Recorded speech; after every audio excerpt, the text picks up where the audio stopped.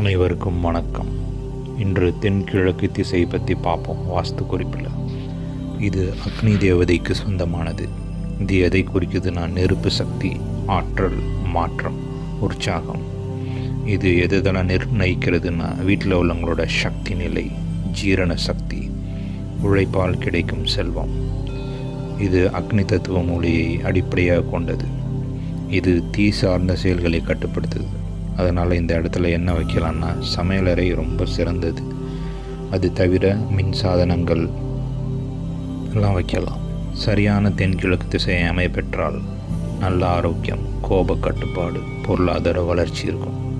தோஷம் இருந்தால் உடல்நல குறைவு, சண்டை வரும், அதிகமாக செலவாகும்.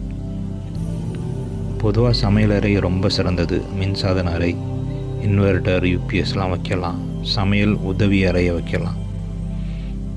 உணவறை இணை பகுதி, சாப்பிட்ற டைனிங் டேபிள் பக்கம்லாம் கூட நம்ம அதை வைக்கலாம்.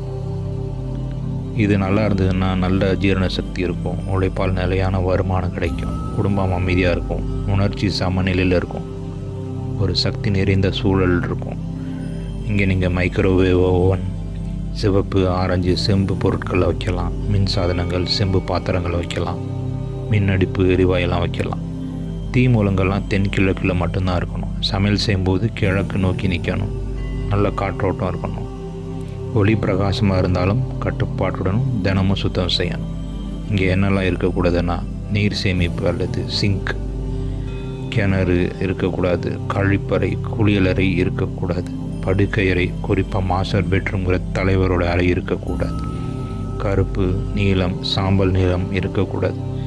கனமான பீரோ, அலமாரி, சேமிப்பு இருக்கக்கூடாது. இந்த இடத்துக்கு ஏற்ற நிறங்கள் சிவப்பு, ஆரஞ்சு, இளஞ்சிவப்பு, செம்பு நிறங்கள். இந்த இடம் பாதிக்கப்பட்ட ஜீரண கோளாறுகள் வரும். கோபம், வீட்டில் சண்டை நிறைய நடக்கும். பணம் பாதிக்கும், தீ விபத்து நடக்கும், மின்சாதன கோளாறுகள்லாம் உண்டாகும். இந்த இடத்துக்கு ஒரு எளிய தீர்வு என்னென்னா நீர் சார்ந்த பொருட்களை இங்கேருந்து தவிர்க்கணும். தீ சாதனங்களை சமநிலையோடு பார்த்து பயன்படுத்தணும். கல் உப்பு பாத்திரம் போட்டு வச்சு அங்கே கூட வைக்கலாம். சிவப்பு நிற விளக்குகளை பயன்படுத்தலாம்.